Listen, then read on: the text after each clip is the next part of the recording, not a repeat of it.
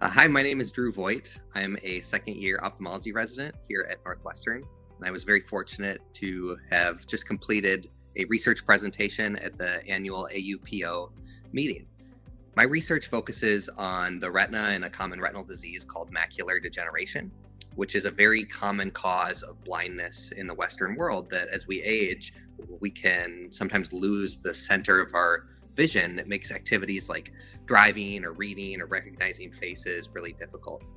So some people with a advanced form of macular degeneration have what's called wet AMD or neovascular AMD, in which blood vessels grow in the back of the retina, and the retina doesn't like those blood vessels there, and it causes very rapid and sudden vision loss. We have a great treatment for this, which is injections of molecules that can prevent the growth of those blood vessels.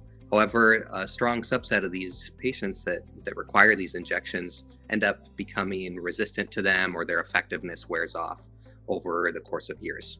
So my research was really focusing on how we can better treat wet macular degeneration and some of the basic biology of factors that lead to patients developing resistance to these injections over time.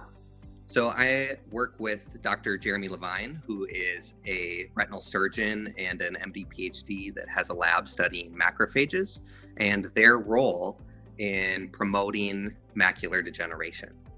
So our research project, we identified a series of 13 studies that studied the gene expression profile of macrophages and their association with angiogenesis or blood vessel promotion.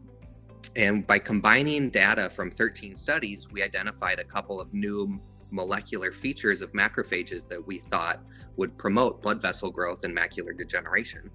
And we were actually able to then confirm the presence of these blood vessel promoting or pro-angiogenic macrophages in a series of human patients with wet or neovascular macular degeneration. So we really think that this is an exciting cell type that we can target with future therapeutics to help patients that require injections for their macular degeneration, make sure that the injections are working as best they can and could serve as a cell type that could be targeted for those patients that develop resistance or treatment failure on these injections.